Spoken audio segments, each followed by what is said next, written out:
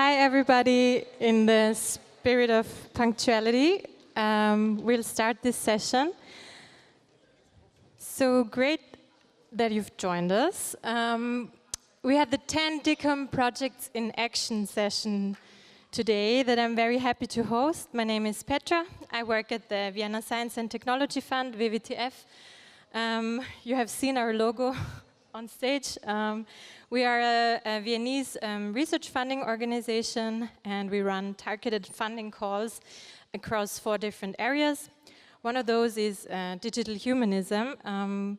We started funding digital humanism in 2020, where we ran the first call for applications. We received over 100 proposals, and were able to fund 9 of them, 5 of which you will hear today in this session. In 2023, we ran the second call, and we were able to fund 6 projects again, where we also have 4 projects joining us today.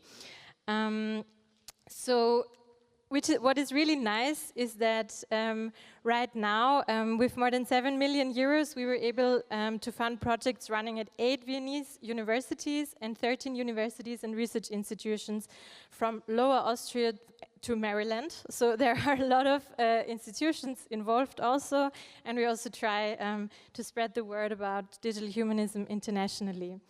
So as for the format of this session, we will have roughly 5-minute lightning talks given by either the PIs or other people who worked on the projects.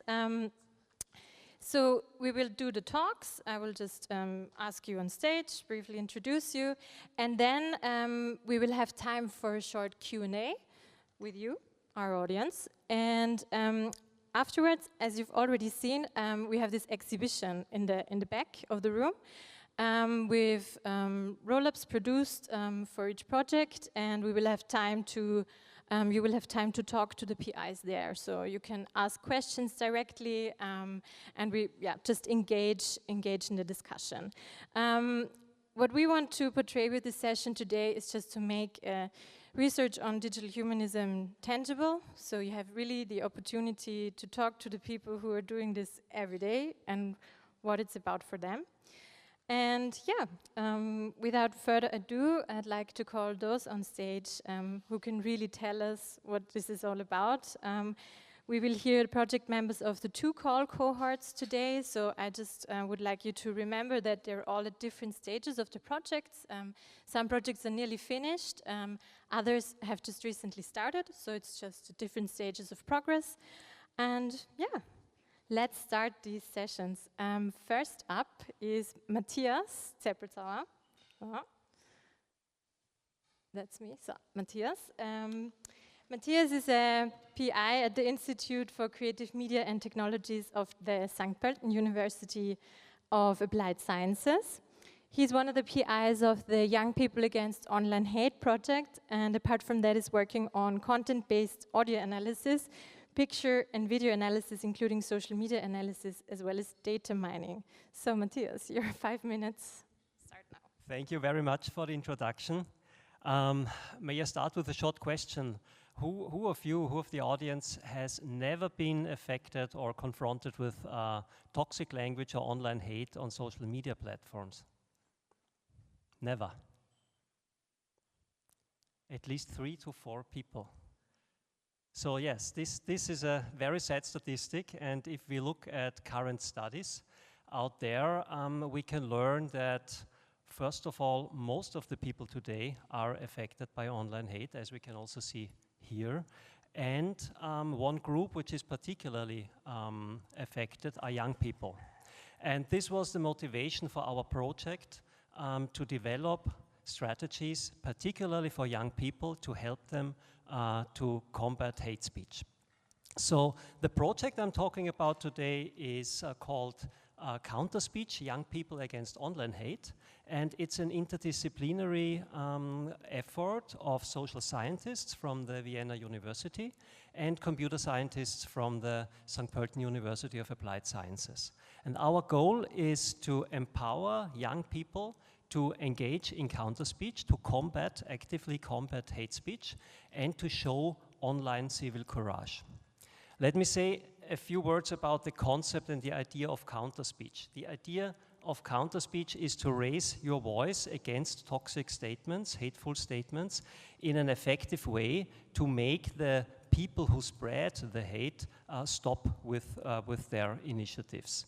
And the idea of counter-speech is particularly interesting because it can be, it not necessarily has to be, but it can be more efficient than strategies that we currently know from social media platforms like banning and reporting content, because hate speech can have long-term effects in the users who practice it, and it can mobilize other users to join in some initiative, which then can really change the situation in a certain communication thread sustainably. So that's the idea of counter-speech, and the idea in our project is to investigate how we can use it and how can we make it more accessible. Because if you have ever tried to do counter-speech yourself, you may have noticed that it's not easy. It's much easier to spread some hateful content, but it's much more difficult to really give a good answer which is effective, spontaneous, and has also some impact.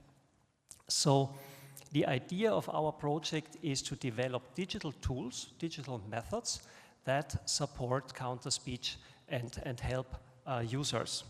And one of the main research questions that we asked ourselves in the project was, how does counter-speech and hate speech actually look like on social media? Because this has changed drastically in the last years. And we particularly investigated TikTok, which is very, very popular among young people.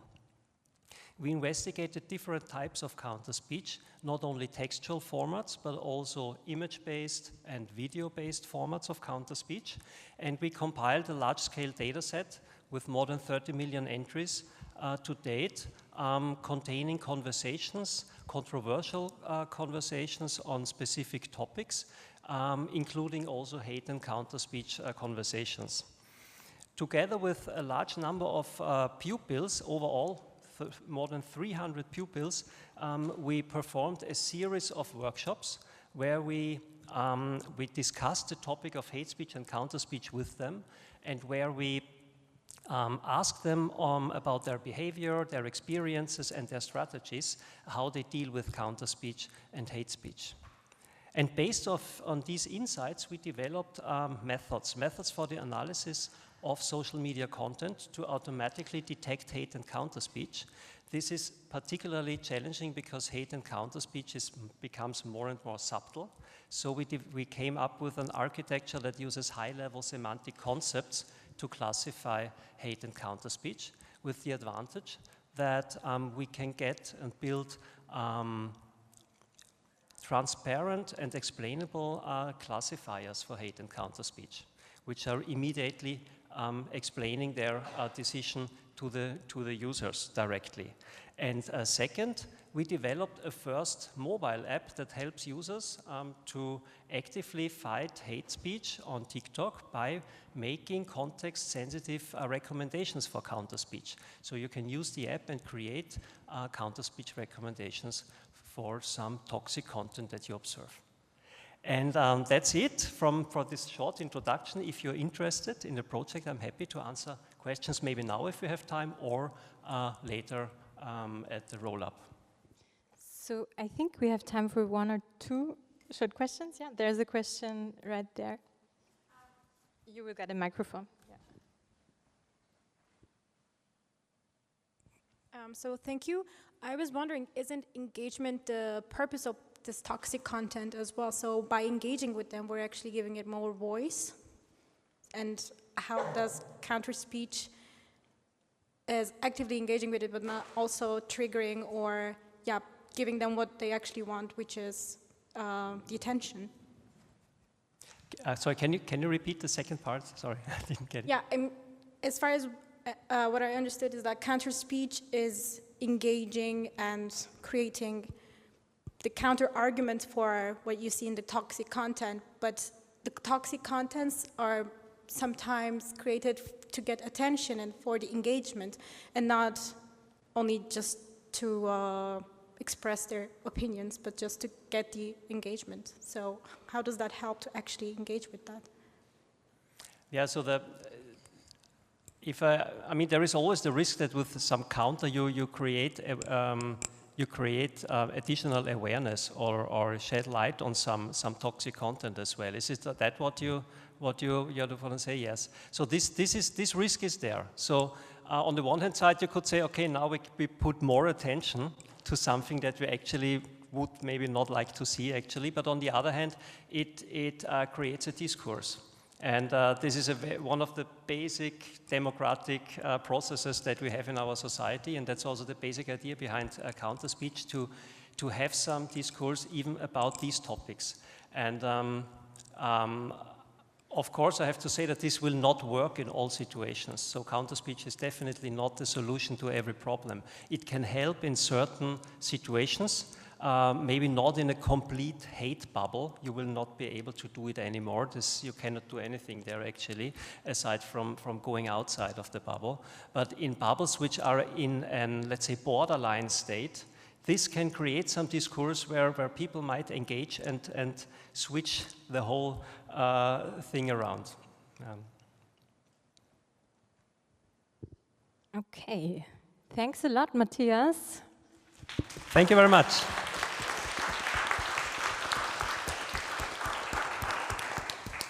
Next up, we have Lisette joining us. Lisette Espín-Noboa, she's a researcher at the Complexity Science Hub. She's also currently a visiting professor at TU Graz and a researcher at the Central European University. Her research interests lie within computational social science at the intersection between network science and AI for social good.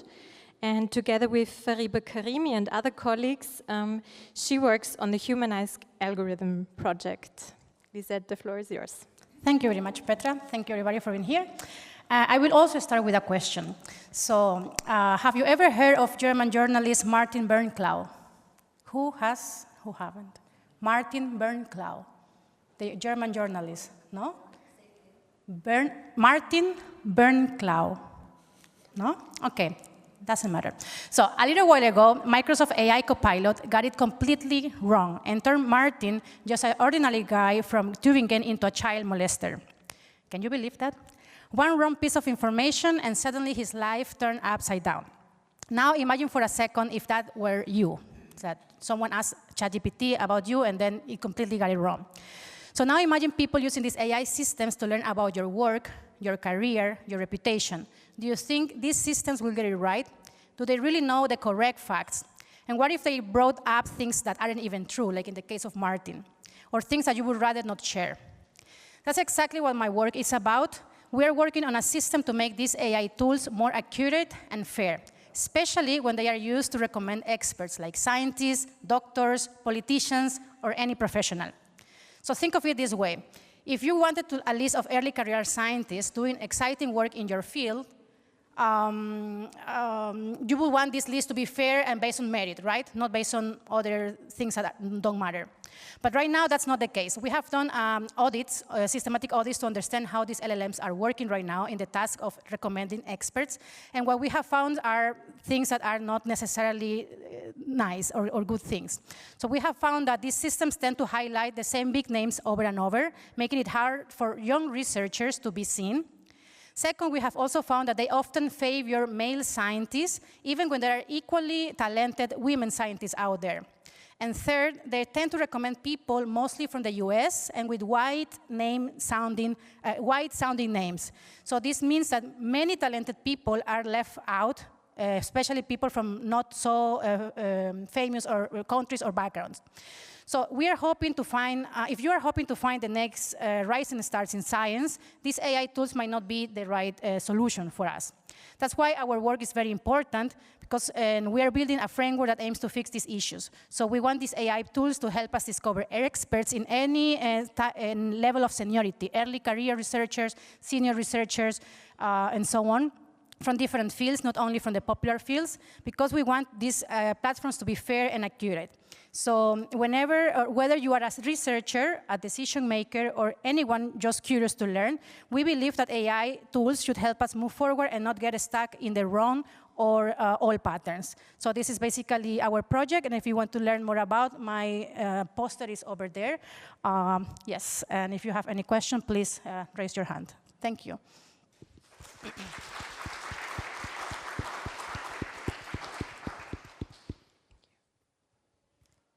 Do we have any questions now, or do you want to take notes and ask Lisette later on? It's also possible. Okay. No questions. Everything was clear. There is a question. Okay. Okay.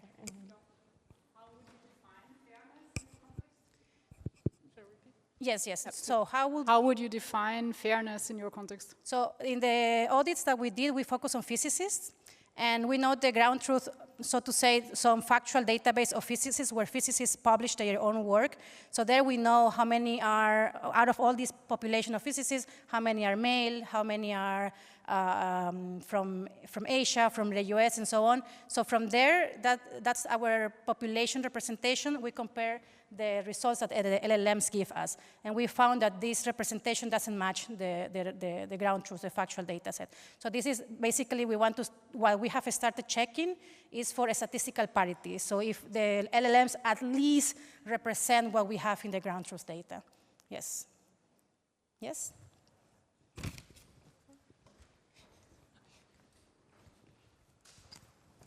Have you also compared the output of the LLMs to recommendations you would get in more traditional sources? So is the LLM biased or is reality biased? Yes. So we have checked with Google Scholar, but to be honest, it's because it was the easiest to check. There, if you search for scientists by field, you'll get the list of scientists ranked by citations. And citations, if you don't know, they are biased because in one field, a lot of citations can mean nothing, or in other fields can be a lot. So, and also if you compare a senior with a young researcher, it's not fair to compare them because someone was in academia longer. So yes, we compare it with Google Scholar. Google Scholar is 100% biased towards citations. The LLMs tend to recommend people who are above the 75 percentile. So these guys are somehow popular in terms of number of publications and citations. Yes, but we have done some analysis, like for example, comparing or asking for experts from different subfields. Like we took the field of education and the field of condensed matter. Why? Because in education, there are more women than in the other one. And some LLMs got it right, but most of them don't. So some LLMs do recommend more women in the education subfield, but the other ones not. They most of the time recommend males. So yes, but you are right. We should also compare it with more traditional systems. Yes, thank you. Any more questions? Okay. No? So then we thank you. Thanks, Lisette. Thank you.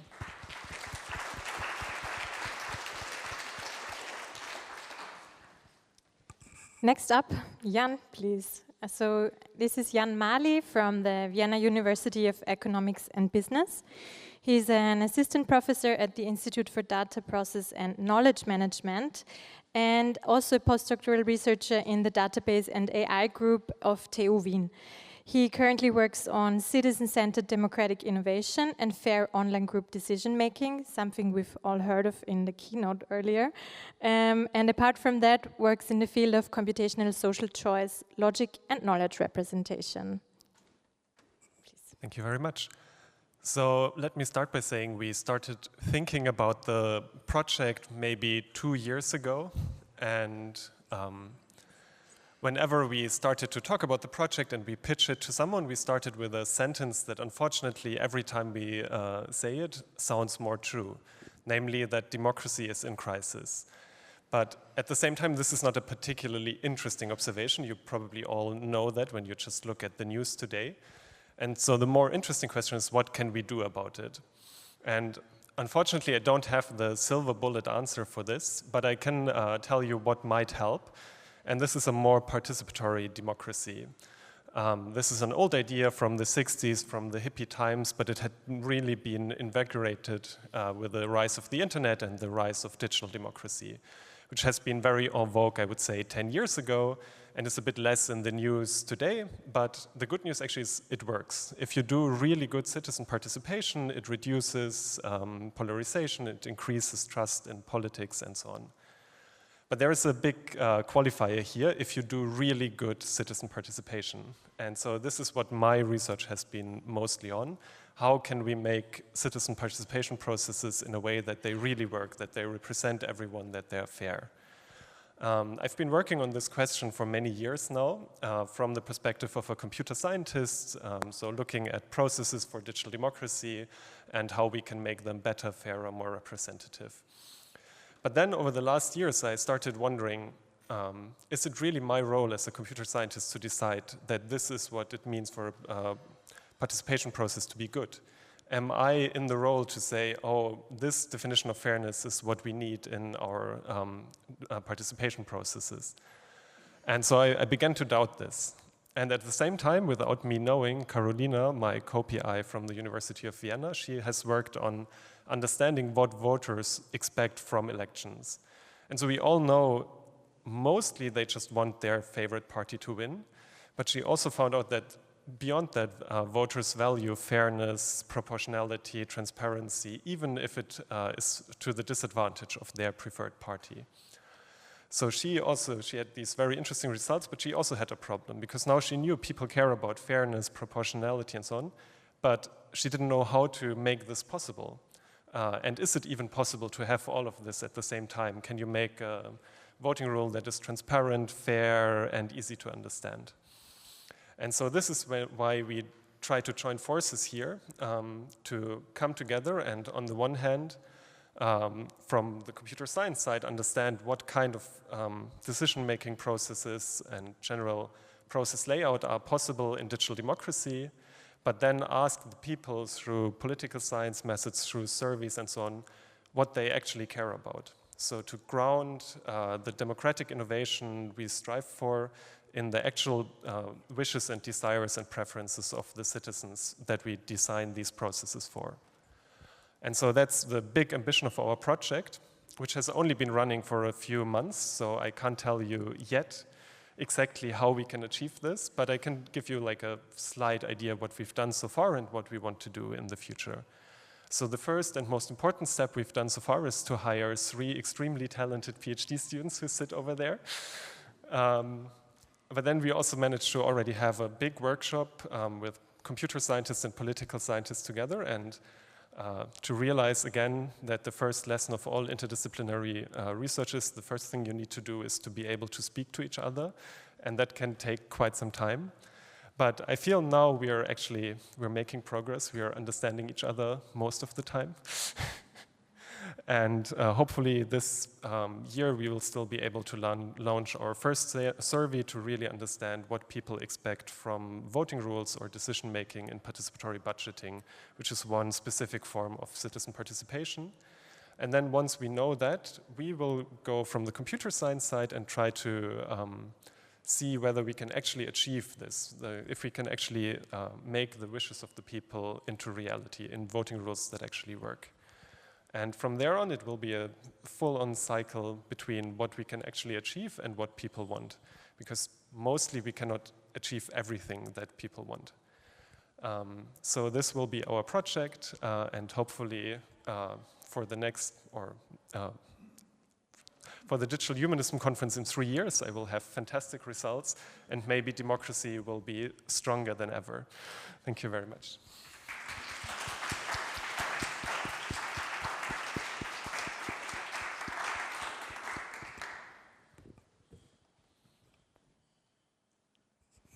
Thank you. I have a very simple question. Can you give an example of what people want, but has not been possible? Because I'm from the other side, and I think computer scientists can make everything possible. So it would be good to know. Yeah, one thing we really struggle with is combining fairness and simplicity. So we can often have very simple voting rules that just say, oh, whoever got the most votes wins. But then this often leads to very undesirable outcomes. I mean, political scientists, economists, mathematicians have known for a long time that just electing the most popular candidate is a terrible way of electing, say, a president. But then going for different methods like ranked choice voting they're trying in the US, they're often much more complicated and can get very hard to explain it to people. So I do believe it's still worth it, but this is one of the major trade-offs that come to mind. Having something that's simple but still achieves a better outcome than just simple majority decisions.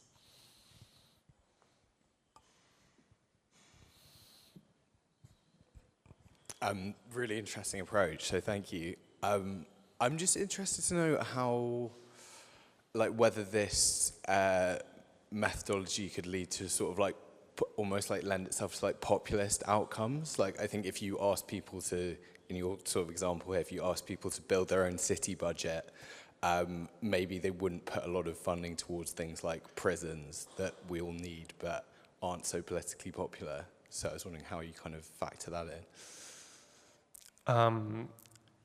So the best answer I can give is that, so first of all, unfortunately I would say most participatory processes in Europe nowadays, they're not as transformative as what you described. They basically only ask for nice to have things because exactly for this worry. The big experiment that shows that this worry might not be fully justified is participatory budgeting in Brazil in the 90s, where they really put large chunks of the city budget in the hands of the citizens, and they built police stations in actually the places that they're needed. The hospitals were built in the poor neighborhoods instead of the rich neighborhoods, and that led to great outcomes. So of course it's always hard to disentangle what's the effect of the left-wing government and the policies they implement, but specifically the cities that implemented PB, they reduced child mortality, for example, because the hospitals were actually built in the poor neighborhoods.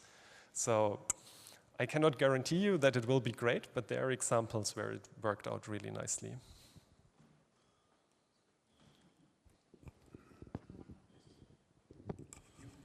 There must be many, many initiatives like yours, research like yours. For years, many countries have experimented with citizens' participation or Bürgerräte. I wonder, is there some kind of an international network where you exchange ideas rather than start from scratch every time? I'm co-founder of the European Digital Democracy Network, so that would be one place to look. But I feel, in general, it's a challenge. There is, of course, not only our network. So I would say it's more of the typical problem that there is not one network, but there are like 20 networks, and none of them connects actually everyone who's interested in it. And this is actually where big corporations come in, who build participation software and tell the cities, oh, we have all the know-how, just give us a lot of money and we'll run it for you. So I'd suggest, if there are any other questions, save them for our discussion later, and I'd thank Jan.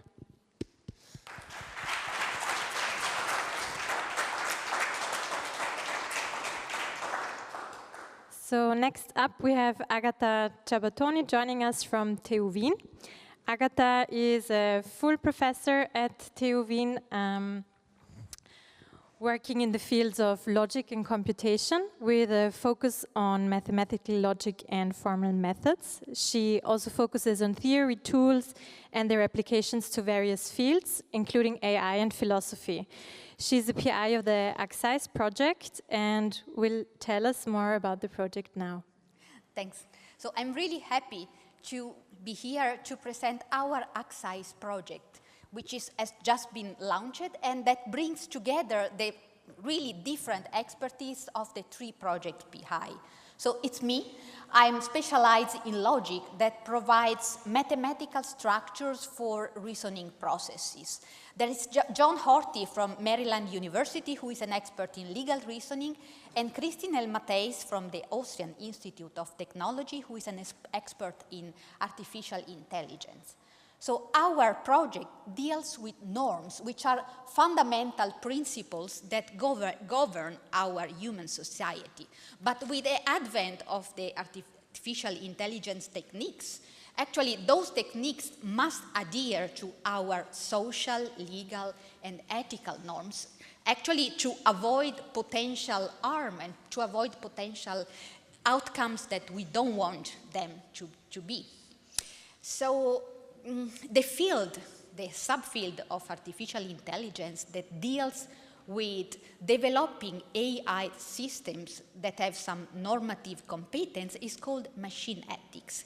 And one of the open problems in this field, which is actually the open question that we are addressing in our project, is how to acquire and represent normative information in a way that machine can process them.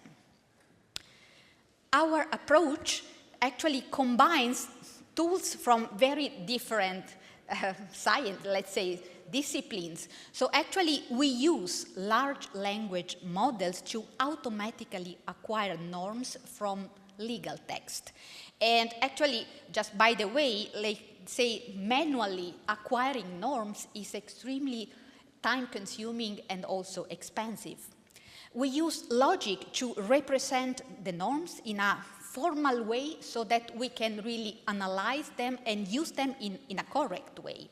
Legal reasoning, and especially the so-called case-based reasoning, is used to gather implicit norms using, say, the theory of precedent cases. And finally, we use answer set programming to process the norm that we have acquired and to check whether they are consistent.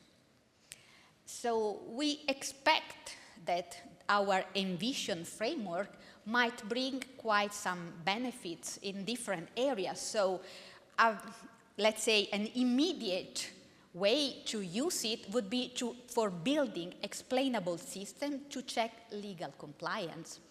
But I also believe that this might be a good first step toward advancing the design of norm-sensitive autonomous agents.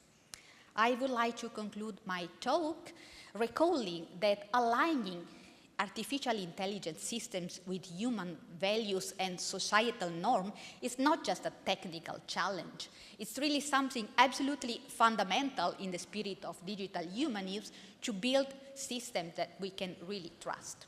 So if you have any question, I'll be happy to answer now or later in my poster.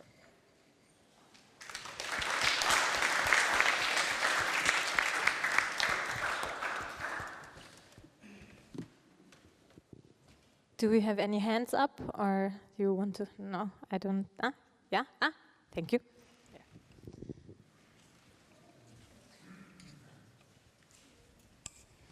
Thank you. Very interesting project. There's one question. You're talking about legal norms and societal norms, but we all know they're very different in different countries. So how do you deal with that challenge? Actually, we only aim to acquire and process them. We are not the one who actually make the norms, decide which norm should be in use or whatever. So this project is only about, you give me a text containing norms, I will transform it into some formal language that the machines can use it. So it's not our aim to kind of discuss which norm should be in charge or whatever. So that means you have an AI system that checks whether something is compliant with the norms, yes. with the playbook, yes. or whatever? Yes. Okay. Yes. Thank you.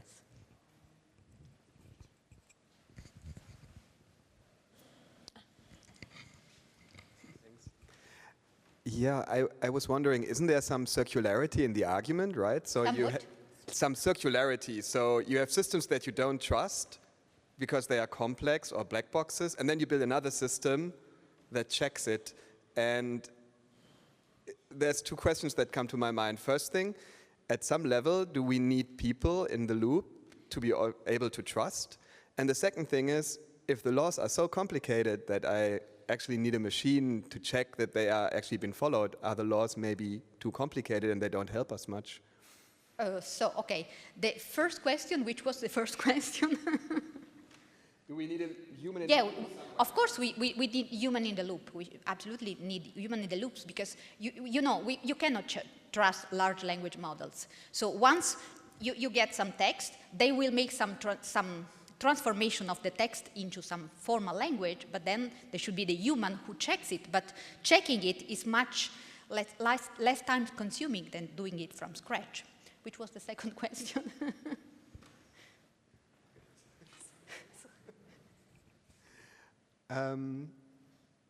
Maybe if the rules are so complicated, is that part of the problem?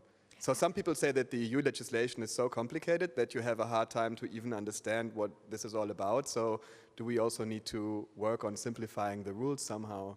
But just an idea.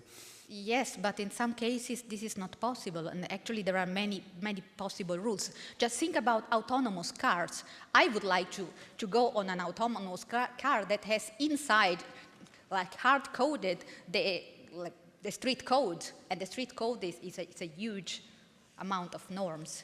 Of course, one could simplify it, but I cannot imagine that it can be done at a level that at the end you get only 5 rules. So, no.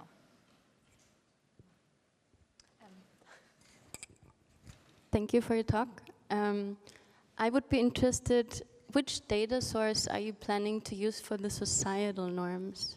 For the societal norm, we don't have yet data sets, but we are looking for data sets. So we are now using street codes. We have some stuff about case-based reasoning in US, some legislations there. And we also have, which is something completely different, some transplantations data for which patients would survive and which not, according to the, but like we are still searching for data, and if you know of any data concerning social norm, that would be great. I don't, but I think it's going to be a difficult problem, right? Yes, but there are at least data from the legal reasoning, from street code, so there are data for the other stuff. So I think, one more question, right behind. Yeah. Thank you for a very interesting talk and project. I was wondering, I imagine there's a lot of very complex information that you're mining. Does this require using some special logics for representing this complex information? Does it also push the boundaries of research in terms of what you can represent with knowledge representation? One of the first project results that has just started, essentially, is that we have extended answer set programming with temporal and deontic operator, and this seems to be a quite efficient way of handling them and also quite expressive. If it can handle all the complexity of the norm, it's not yet clear, but we are working on that. Okay, I think all hands are down. Thanks a lot, Agata.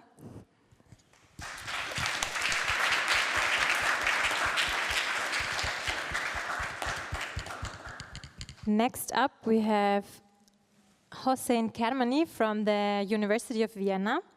Hossein is a senior researcher at the Political Communication Research Group of the University of Vienna. He's studying social media, digital repression, computational propaganda, and political activism in restrictive contexts, with particular attention to Iran. He's the PI of the Beyond CBA project, so the Beyond Computational Propaganda and Bot Activism, and will tell us more about his work now. Thank you, everyone. So, time for a bit of discursive studies instead of many computational. I guess most of you should know about Women's Life Freedom Movement, which took place in 2022 in Iran. It was a big movement against the totalitarian regime in Iran and its hegemonic initially anti-feminist discourse, but it soon extended to a big protest against the whole regime. So the question in my project is how the Iranian regime actually suppressed the movement on social media.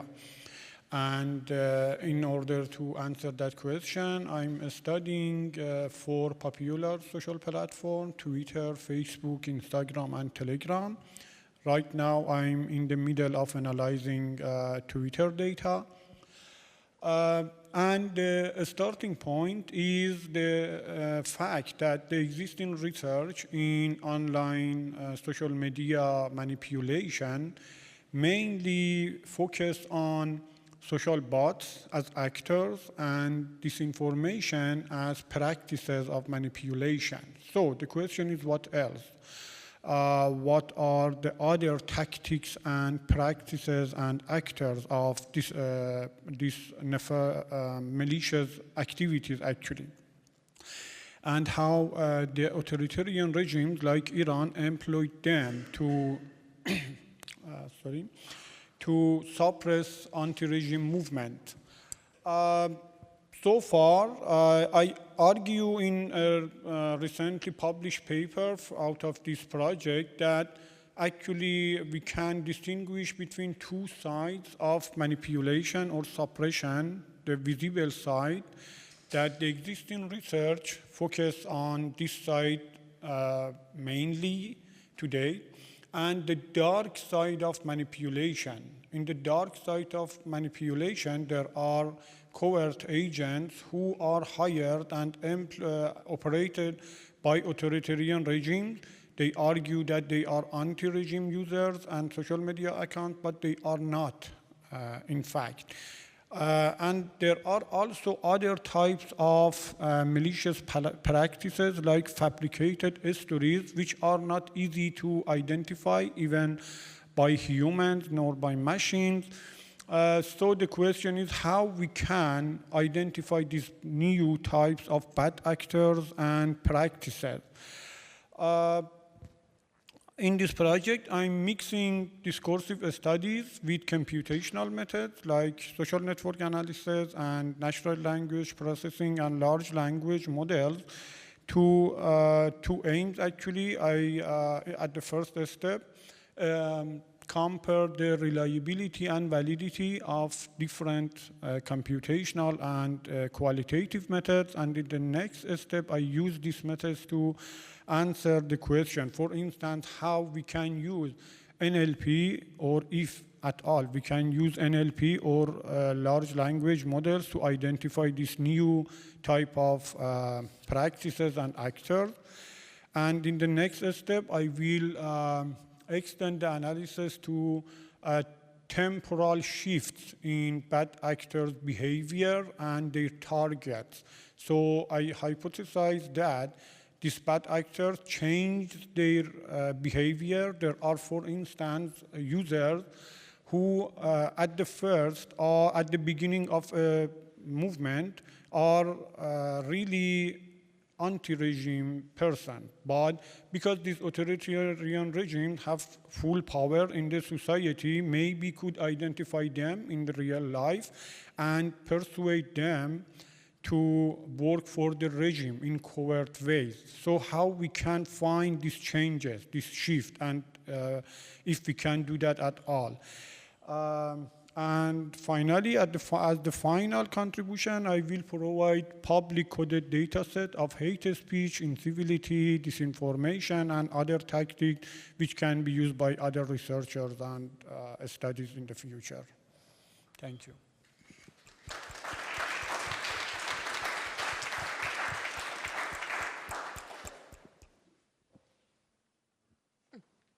There is a hand.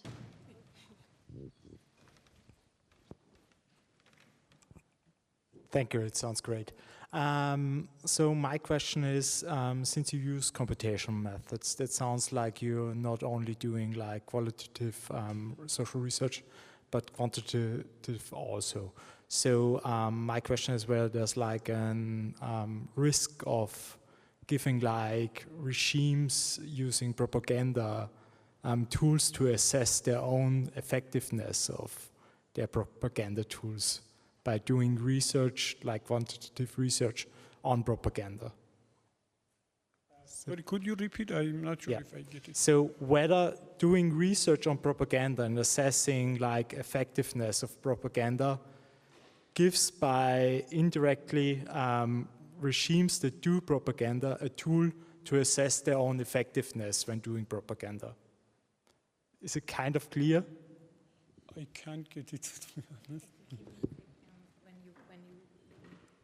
work on tools of the government, if then when you produce research results, that kind of to measure its own effectiveness.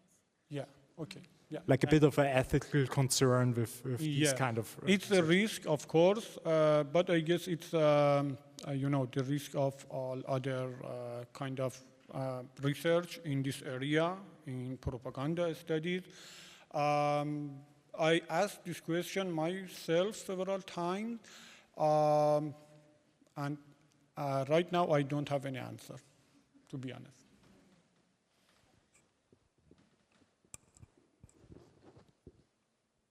Okay, I think we will head over to the next speaker.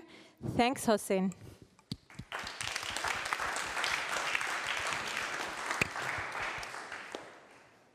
Next up, we have Margarete Jahrmann from the University of Applied Arts. She's a full professor as well as head of the Department for Experimental Game Cultures. She's a game art pioneer, artist and expert in artistic research, and the PI of the WWTF project that started last fall. Margarete, the floor is yours. Thank you very much indeed. And thank you for the invitation also to speak about our project that we just launched more or less. It's WWTF, an artistic exploration of collective memories through role-playing with AI language models. The research partners we have are Professor Mark Köckelberg, AI Ethics and Robo-Philosophy at the University of Vienna, Brigitte Grenn, who is here present also, head of the OFI Austrian Research Institute Artificial Intelligence, together with Robert Trappel, who as pioneer also participates in performances with us, role-playing. And then not to forget, last but not least, from Germany, from Computational Neurosciences, the Brandenburg Technological University, Professor Stefan Glasauer. So it's an international team. I'm at the University of Applied Arts as artist. And role play, why AI and role play? So our setting is starting with one question that is relevant in the present. What does it make a digital humanities project? As Jan told before, democracies are in a process of distortion around Europe. Autocracies are rising internationally, overseas, everywhere. How can we somehow react to a reality where AI shapes together with our knowledge, realities and our memory? So our point is, how does collective memory is affected from our working with large language models, with AI? How does it affect us as cognitive beings, as psychological beings in a way? And my answer for both the democracies and for the investigation and the research method is ludic method. Play as a process, how to approach and play with technologies. And if you tell an AI large language model, you are no more an AI, you are a role player. Now we enact, that's what we do, we change a system prompt. Now you act a historic scenario. I don't know how many of you, maybe here it's interesting, or know about or have in mind consciously, it might be very interesting for me if you answer, about the murder of Moritz Schlick at the University of Vienna in 1936, professor of philosophy. This murder had the consequence, the distortion again, and the dissolving of the Vienna Kreis under the fascist and Nazi government, then or regime, it's not the government, in Austria. Who of you have it in mind consciously? No harm if you don't, because it's not so much known internationally, I don't assume. Yeah. So it is not totally present, but it is present. And now, if you ask an AI system, you know that the answers will be relatively true and not absolutely. And it's really very weird if we compare systems. And how does this affect? In fact, that we really don't know. We have to double check if we have the idea. And what we did now as a start for this scenario, we compared with the help of the OFI and Johann Petra's language model switcher we were integrating in a game that we implemented, and it is part of a running exhibition already. You see on the poster, and I see even the opening roleplay performance image made it to this slide, although we made a very scientific overview as well, but that was not so interesting. We compared 5 language models, OpenAI 04, ChatGPT 04 Mini, then these are 2 already, then we used the European Mistral, which is much more open in a sense than OpenAI, where free software is only capitalized. Mistral is the European model, which is dünner, schlanker, and made in France. And then we used the local, also the DeepSeek model, the Chinese model, which is open source, really. And as 5th, the Grok system. They are all only language models at the moment. Grok Llama, which we could install locally. The point is, we use these 5 models. You can switch as a player. You are asked which model you should use, and then you start a role play. And you are participating in a citizen science experiment during a live exhibition. And this we will do more often over the course of the project. We will compare what the answers, what the results is, statistically, mathematically, also with psychological briefing and debriefing. That's it. Thank you very much.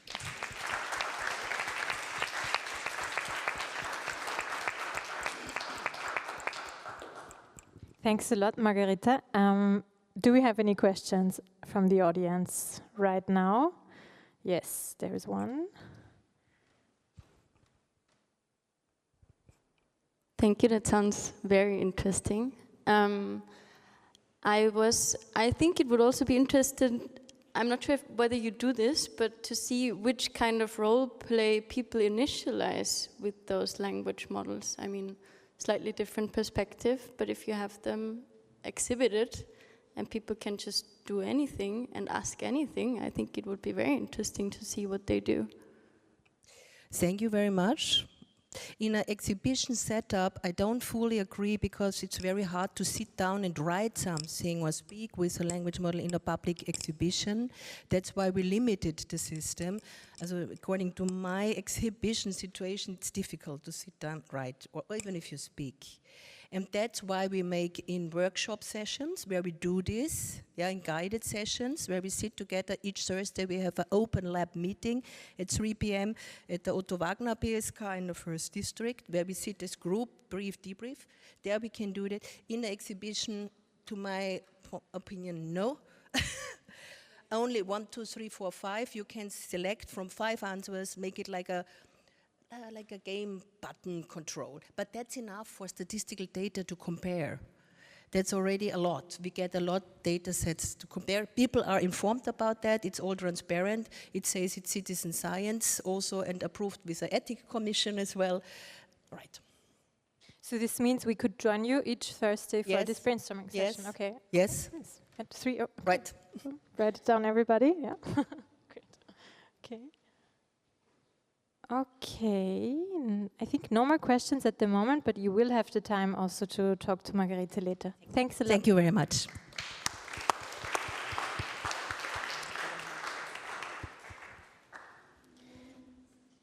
So next up we have Laura Koesten and Regina Schuster. Laura is an assistant professor at the Mohammed bin Zayed University of AI and affiliated with the University of Vienna. She's also senior scientist at AIT and PI of the project Talking Charts. And in her research in human data interaction, she explores how people make sense of data and visualizations. Together with her is Regina Schuster, a PhD student at the University of Vienna in the research group for visualization and data analysis. In her research, she explores how people make sense of data visualizations and how chart design can support understanding, engagement, and action, especially in complex domains like climate change. So, please, let's go ahead. Thank you, Petra. So the Talking Charts project brings together perspectives and methods from computer science, science and technology studies, and design to study how people make sense of data. But I'm really only just here to hand over to Regina Schuster, who is presenting a project. She's one of the PhD students working with us for the past 3 years, and much of the success of the project is her fault. And so I want her to have an opportunity to talk about it. Thanks. Thank you very much, Laura, for the introduction and for the opportunity. Hello, everyone. You've already heard it. Our shared interest in the project is data, and in particular data communicated through charts. So I don't have to tell you, charts are everywhere in the news, in science, in social media. And they're meant to communicate complex issues such as climate change, data about COVID-19 cases, or just data about the latest election. But ever too often, those charts can also confuse, mislead, or simply be ignored. And to avoid that, we want to find out what is it that people see in charts and take away from them concerning the data. Does their interpretation match the intended message? And how can we design better charts to support understanding and ultimately action? And to find that out, we take a human-centered and mixed methods approach to see how people engage with charts. We work with a wide range of audiences, from data visualization experts and journalists to lay people, from young digitally native students to senior retired citizens. And in terms of methods, we conduct interviews and co-creation workshops to get in-depth insights into how people make sense of data and how they experience it. And we also do online surveys and experience to understand how our findings scale. In a study with both experts and lay people, we showed the participants charts about climate change. And it confirmed what we suspected, that the design really mattered. So, for example, how lay people made sense was often highly guided by low-level details, surface features like very specific wording or color. And some found dramatic visuals using dramatic colors, manipulative, and even if they cared about the climate, they didn't trust the chart based on that. And the same is true for understandability. So the design and how complex the chart felt to them determined if they felt equipped to interpret that chart. And interestingly, both of those aspects were not true for the experts. We are currently also working on a survey study where we expose people to climate change charts that vary in closeness. So, for example, local versus global data, historical versus prediction data. And here we want to test how this influences their belief in climate change and their willingness to act. So, to sum it up, data and chart interpretation is not just about data literacy, it's also about experiences, emotions, and of course the presentation. And across studies, we keep seeing what we call a gulf of interpretation, so a gap between what designers intend to communicate with a chart and what people actually take away from it. And to bridge and acknowledge that gap, we argue it's not enough to design for people, but we have to design with them. And this brings us to the broader idea behind this project. So digital humanism is about putting people in the center of digital systems. And for us, that means treating data communication not just as a technical task, but as one that affects people and society. So charts don't just show data, they are rhetorical devices that shape how we see the world. And that also means, of course, that we have a responsibility to make them accessible, inclusive, and of course also engaging. So, talking charts is about listening to people, about how they read and react to and interpret visualizations. And it's also about working with them so that we can build better charts in the future and support better data understanding. So if you've ever looked at a chart and thought, I don't get it, you're not alone, and maybe it's not you, maybe it's the chart. Thank you.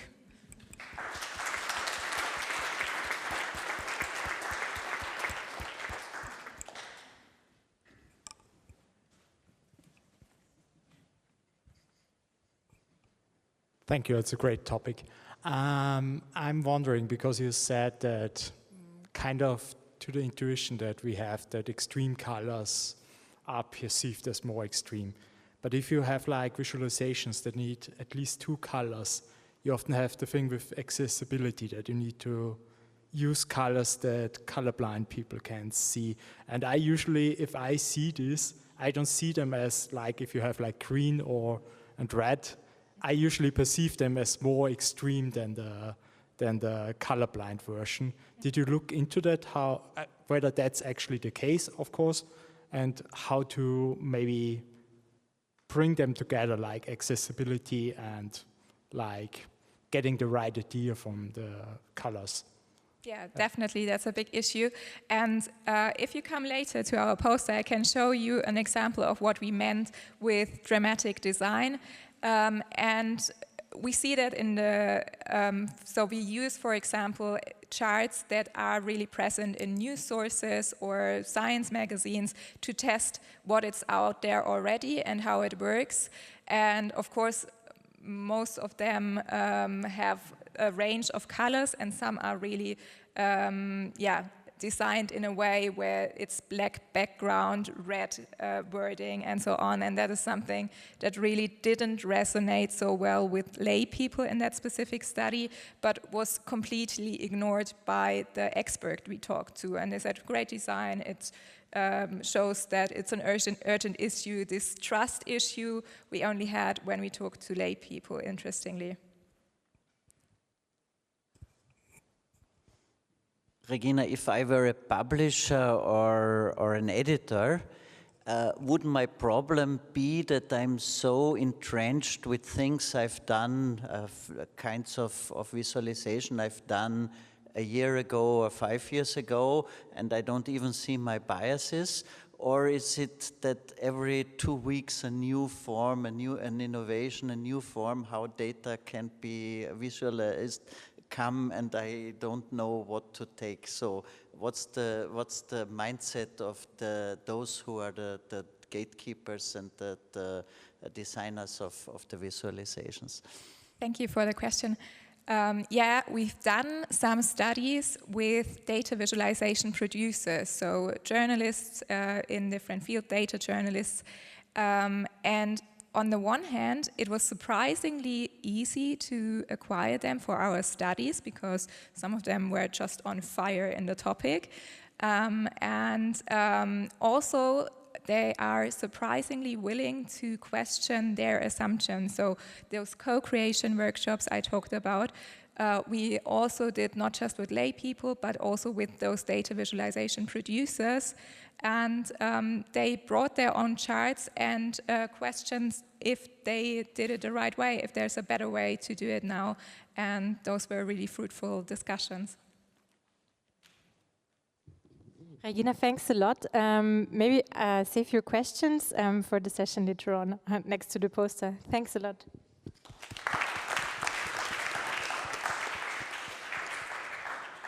So, next up we have Anna Maria Planitzer. She's a PhD candidate and research associate with the Political Communication Research Group at the University of Vienna and holds a BA and master's degree in communication science. Her research focuses on algorithmic platform governance, human-centered and inclusive technologies, as well as their attitudinal, behavioral and emotional effects on citizens.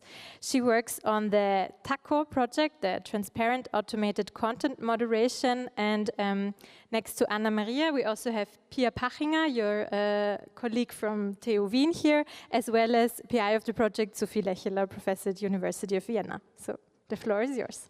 Thank you very much. Yeah, I'm very happy to speak for the next 5 minutes to you about our TACO project, which I personally think is a very tasteful, no pun intended, acronym for the project. And it stands actually for Transparent Automated Content Moderation. And we're unfortunately not researching delicious food. So this project, as Petra already outlined briefly, is a collaboration between data scientists from the Technical University and political communication scientists from the University of Vienna. The latter I am a PhD in currently.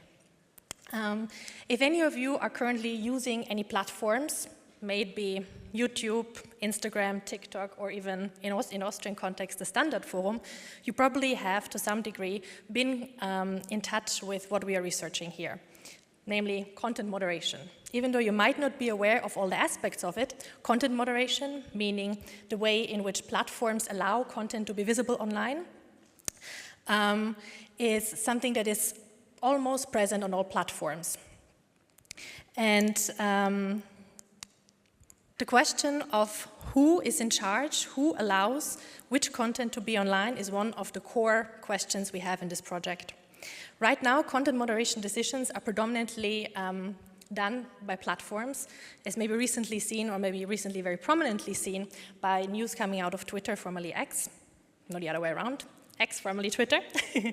With the vast majority of the content and the large amount of content being produced every day on platforms, platforms increasingly rely on automation for timely action. And that can range from deplatforming users to reducing the visibility of content online. However, what is much more neglected is how users or citizens themselves perceive content moderation and what kind of content they perceive in need of moderation and how this automated moderation ideally would look like. And in the spirit of digital humanism, our project takes exactly that approach. So we look at how citizens themselves would like automated moderation to look like. And we do that by exploring citizen perspectives with a multi-method design. So that ranges from qualitative to quantitative to computational methods. Namely, we did a literature review, we did focus groups, we then utilized NLP, and we are largely doing experiments. And what have we found so far? So first of all, looking at both the literature of data science and also communication science, we have found that both disciplines, have difficulties agreeing on what exactly is content in need of moderation, and that also these disciplines not necessarily overlap. So we have two disciplines that speak of different concepts and not necessarily are often collaborating, which I think is a very nice initiative also for a digital humanism call. So we also argue that then, of course, we need more interdisciplinary work.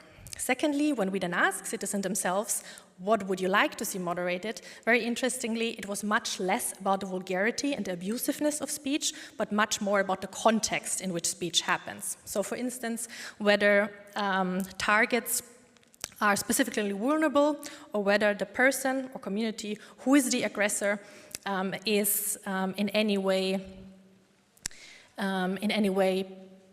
hierarchically, this is in any way, given the chance to be more prominent, for instance. Then, in order to look into this computationally, we specifically focus on the case of Austria. So the German-Austrian language is very specific, and for that target-specific perspectives, we should then effectively and explain moderate through language resources. And this language is often underrepresented and overlooked, so we created one of the first Austrian German datasets to be annotated specifically also for target spans. And then going back to the users afterwards again, we ask how could this moderation look like? And interestingly and very surprisingly, citizens were very much aware of the different variations in what content is sensitive to whom. So something that might be okay with me might be very much harmful to you. And this is what the citizens have been very much aware of. And this resulted then in them demanding more personalization in moderation, meaning that specific moderation is tailored to an individual user, both based on private input, but also based on prior interactions on platforms, so algorithmically personalized. And lastly, currently, how to entrench these individualistic, more perspectivist approaches computationally, A, but also B, whether these more individualistic perspectives actually have a positive effect on the quality of discourse overall is something we're currently researching. And both my PhD colleague Pia and I are happy to answer some questions and give you more detailed insights with the poster presentation later. Thank you very much.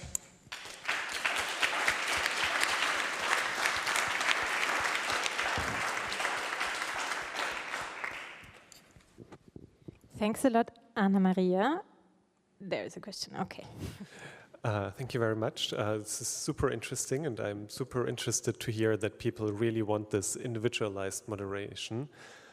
So I have a slightly two-part question. So do you think this is currently possible in the way that social media works now? Is it like, does Facebook have any incentive to actually make this happen? And in particular, if the answer is not, do you think new forms of social media, I don't know, federated social media, offer the chance to make these more individualized moderating decisions possible? Mm-hmm. Thank you very much. Actually, speaking of Meta, for instance, so Facebook and Instagram, this to some extent is already happening. So what we found in our studies is that citizens or users would like two types of personalization for moderation, which is one, they themselves giving input through filters, for instance, like designing their own filters, or giving input directly to the platform. And the other way of personalization was in kind of the same sentiment of recommender systems. So based on their prior interactions with content, certain contexts should be downranked or made not as visible. And both things are actually already happening in Meta, for instance, where people, or if you yourself, any one of you uses Instagram or Facebook, you can in your own options set preferences for maybe certain words, maybe certain topics, what you would like to see less of. And then, and this is more in the realm of content visibility. So it's not the highlighting of content, but the downranking of content. This is also already happening to some extent. However, this is yeah, as many can probably imagine, less transparent in a way. But to answer your question, these things are actually already happening. Not as well known myself. I only found out about it by actually doing the analysis of that data. And yeah, I think this is an interesting pathway, which also then of course raises all kinds of ethical issues of when we speak about, yeah, very homogeneous discussion bubbles on social media platforms. But yeah, thank you very much. Thanks a lot, Anna Maria. I think, okay, one more question. Okay, a short one, yeah. So, do you also think of guardrails? Because individualization could also be echo chambers, and individualization could also be going to the extreme. And how far can we go to the extreme? This relates to what you said about ethics and the ethics consideration. Absolutely, and I fully also agree with what you said, that this definitely doesn't come only, in quotes, with positives. This is also something that, for instance, legally recently has been addressed with the DSA, right, where there's a lot of conversation happening when it comes to personalization and how transparent it needs to be and how much users need to be able to also indicate whether they want this personalization to happen, and I fully agree. I mean, we have first, this is a very new field of research, personalized content moderation. We have some first qualitative insights that it probably leads to exactly that, echo chambers and very homogeneous discussion bubbles on platforms. But also we have a lot of pushback from citizens themselves. So in first qualitative insights, we also see that citizens actually do not necessarily want to use it that much because they are themselves afraid that they miss out on certain information. So this basically faces a pushback from both sides, but also in some regards it is favored. So I think this is something that Yeah, I mean, it lies in many hands, right? So we have the legal regulations that I think with the DSA have already some set up, but of course needs to be advanced much further if this is the norm now. And I fully agree. I mean, this is also something that we in our work discuss a lot. Where does this lead us? Okay. Thanks a lot. Please take your questions with you to the roll-up later.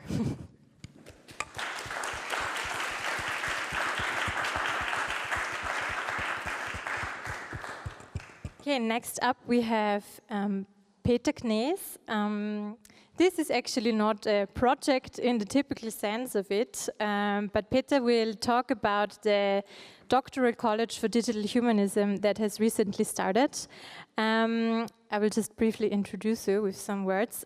Peter is an associate professor of the Faculty of Informatics at TU Wien, and together with his colleague Julia Neithardt holds the UNESCO Chair for Digital Humanism. He is also one of the early proponents of the DigHum initiative of the Faculty of Informatics at TU Wien and works in the field of mainly music information retrieval, recommender systems, and smart tools for music creation. Peter, please tell us more about the Doctoral College.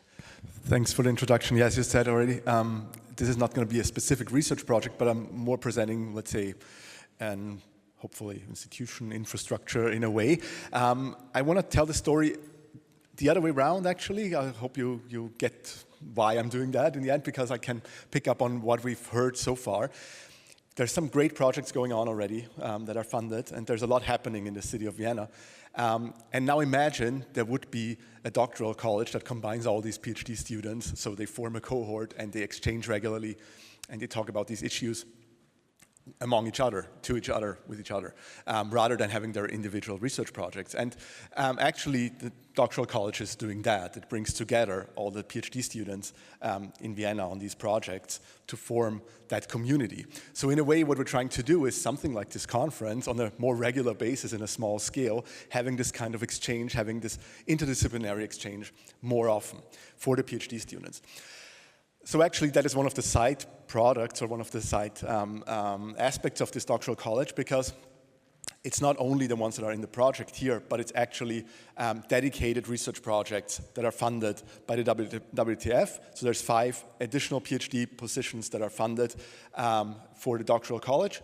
And we have had the first round of hires and the first call for the first 5 positions. I'm just going to name that so you see what diversity of topics we have there and what kind of topics we're interested in. So we have PhD projects on explanations of recommender systems towards transparency and fairness for different stakeholders. We have a project on visualization of argumentation networks, a project on AI literacy and inclusive user design, on AI as a democratic actor, and AI innovation and sustainability. So these are the, you see, very broad topics, and they're very interdisciplinary. But it's not going to end there. I'm going to talk to interdisciplinarity in a second. It's not going to end there. There's going to be 5 more positions that we're going to hire with a call that will open hopefully in the next week. So over the summer, there's time for applications. And then we hope to hire the next round start with the next round in fall. So I mentioned interdisciplinarity is really at the core of this. So what we have, or what we try to do with a faculty that is including all the associated projects that you heard about and the people that are in these projects as well. About 30 people from 3 universities, and actually I should have mentioned this before, we have 3 universities that are involved in this doctoral college. So there's a collaboration by 3 universities. I'm representing the TU Wien. Sophie Lecheler is representing the University of Vienna, and Matthias is representing the University of Business and Economics. Is that the correct English word? Economics and Business? WU, anyway, yeah, for everybody. WU, exactly. Always struggling with the English translation, sorry for that. So the 3 of us, we're kind of providing this basis and this room for exchange with, also with the other projects. And for the doctoral college, we really tried to make sure that we do have a balance of different disciplines in all of these research topics. So there's always going to be some involvement of ICT, there's going to be social sciences and humanities, and maybe also some other discipline outside of these, really to have that exchange always, right? Because this is really very important. I'm running out of time now, I still have 1.5 minutes. So what else is there to say? So why do we do this? I mentioned this already before. kind of like it's a community building effort as well, right? So it's not only having like one interdisciplinary project. It is about having this constant exchange. It is about building a critical mass in Vienna. It is about establishing Vienna as the central city, let's say, for digital humanism, and also making sure that people get this kind of education here. So that also in terms of education, you associate Vienna is the place to go to, right? When you want to learn about this, when you want to study this, and when you're interested in digital humanism. I think there's many more things to discuss. We can discuss them at the roll-up. Also, if you're interested in the topics, the PhD students who are about to start are here, so they can talk about their individual projects. And it's nice. I mean, most of them are sitting over there. I think some maybe scattered a bit around the room. It seems like there's already some community building going on, which is very nice to see. We're going to do this more in the next days and in the next months. So yeah, please come over and hear about the projects that we're doing. Thanks very much.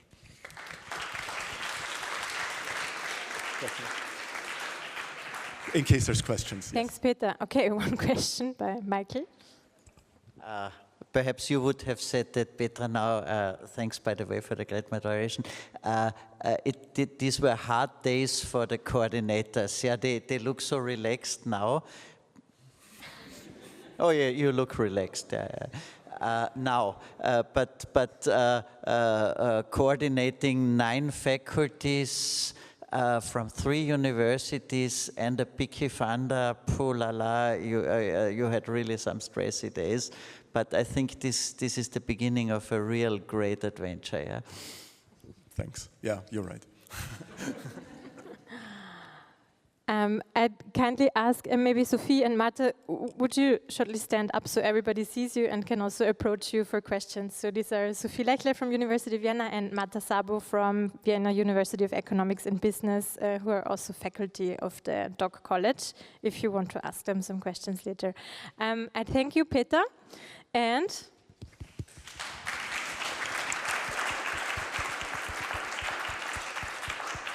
last but not least, I ask Eugenia Stamboliev to join me on stage. She's a media scholar and philosopher of technology. She is a visiting professor in philosophy of technology at the TU Cottbus-Senftenberg, as well as a research fellow and lecturer at the University of Vienna and co-PI of the Decentralized Trust in Digital Societies project. Furthermore, she's a board member and the ethics lead of Women in AI Austria. Eugenia. Hello, everyone. Yeah, last but not least, we're actually over time, so I can say hello and goodbye. Ask me questions. But I see also the time there. Perfect. Yeah, I really liked the short presentation that Peter just gave before, because me and my colleague Walid Vdala, we are working on decentralized trust. But the main challenge, I guess, is not just working on trust in technology, which many people do, but interdisciplinarity. Because it started, our project started, and I'm actually very proud of this. This is not an error when I say, with disagreeing. We disagreed. I'm from a philosophical background and media background and do slightly more political work, and my colleague is doing security work and he's from the technical side. And I was working on things like trustworthy AI. I'm sure some of you have heard of that. Let's make everything trustworthy. Once we make AI trustworthy, technically it will be trustworthy, right? No, at least I disagree with that strongly. But then my colleague came in and said, well, one of the major problems in AI might be the authority. Yeah, it's governed top-down. So let's talk about decentralized systems. For those who don't know what decentralized systems are, blockchain technology, which, let's say, the main benefits of decentralized systems, not top-down governed. You can own your data, and they're much more secure. So these are 2 main benefits. Of course, there are issues there as well, but let's just leave them aside.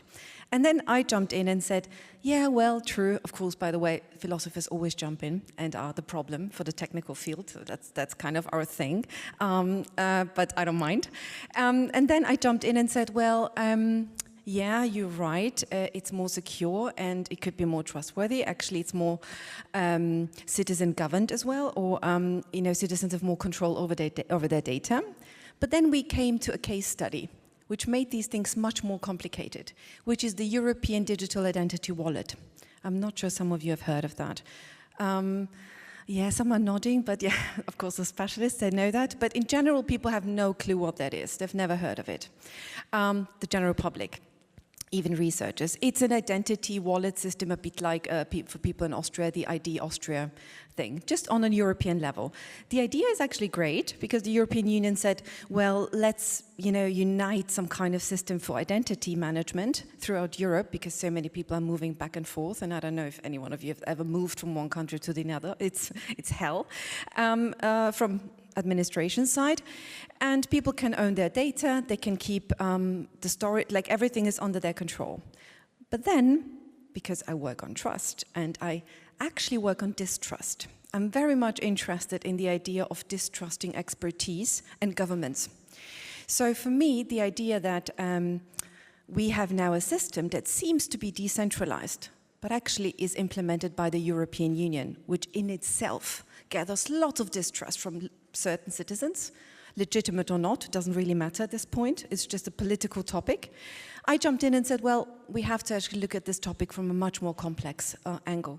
And what we do now is, because we couldn't agree, is it a technical issue, is it a philosophical, political, we said it's everything. And now we're basically exploring different trust systems and methods, and most importantly also for me is not to look at the technological solution in all of that. For me, it's not a security issue, it's very much an authority issue.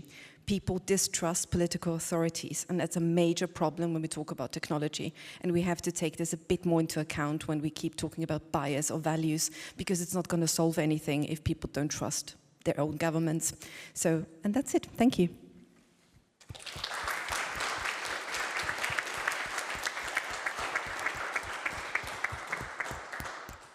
Eugenia, thanks a lot. Let's see if there are any hands raised. No, at the moment, no. Yeah, sure, Dan, go ahead. I'm sorry for asking so many questions, but no, you're welcome. So yeah, great. Yeah, thanks for your presentation too. Yeah. So from my own research, of course, we also care a lot about trust and trust in the democratic process. And as I mentioned before, one thing we also care a lot about is understandability. And I think in particular, if you start talking about blockchain and decentralized systems, do you think this is also such a major impact on trust? Like, it's not only do I trust the authority, but does it help if I understand? Because I think that's a big question. Does it make a difference in that if I understand the system for trust? Or can people also trust systems they don't necessarily understand or have any chance to really understand without doing a PhD? That's a really interesting question, and we had conversations before to that. There are certain things we assume sometimes wrongly. For instance, distrust is very often linked to wanting more knowledge. So it's a delusion that trust and knowledge go proportionally to each other. You sometimes don't trust if you want to know more. So we think now, at the moment in society, there's this kind of understanding in lots of research as well, which is not wrong, by the way. But the more we tell people about AI, or the more we tell them about a system, the more they will trust. I don't think so. Because people trust in things they don't understand at all. The best context is medicine. You have to trust that a surgeon will know what they're doing. You don't know exactly what's happening in a surgery. And similar goes with decentralized systems. It's sometimes also the narrative behind certain systems that we trust more, even not knowing the authority. But there's a constant back and forth between transparency and opacity. The problem is if you sell people that it's opaque, they will stop trusting, because they think they need transparency to trust, but actually we trust in so many things we have no clue about. But we believe we do understand. So if you trust in a factual system that is, according to you, factual, you will go for it. You might not know where these things come from. That's why it's so hard to argue with those facts against facts things, because, yeah, it's an ideological question too.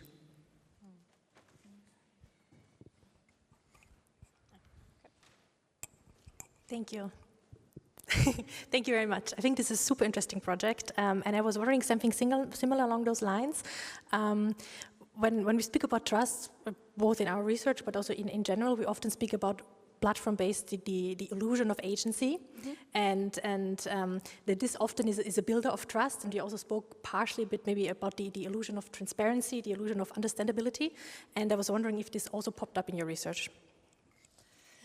So you're asking if we ask about the agency question, if people, yeah, so I mean, this is how it also started, that my colleague Walid, and he's very right in saying that, because the kind of security research in terms of blockchains is more the kind of hacker mentality of we have the agency over our own data. That is partially true. But what we see nowadays is so many systems kind of coming together. And then it will be a bit of a waiting situation. And what my concern was when we started to talk about the European implementation like this wallet is that for some people that might trust in decentralized system, the distrust towards EU institutions will override the acceptance of the technology.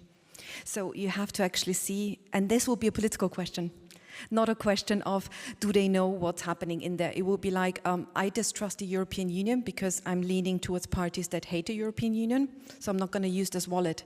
And this is a debate we never raise, but actually it's very often a political one. Yeah.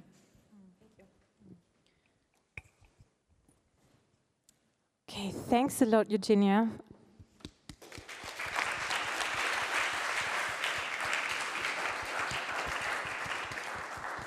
So we're actually right on time with the stop of the session. I'd suggest to ask the presenters, so the people who just presented, to search their roll-ups, get next to them, and if you'd like, you can join them, ask them questions, talk to them, engage with them. As you've just seen now, there is a lot of knowledge in this room. There's a lot of curiosity that joins us all. So I'm hyped. I think we had a great session. Thanks to all of you who joined us today. Thanks to the presenters. Yeah, let's give it up for the Digital Humanism project.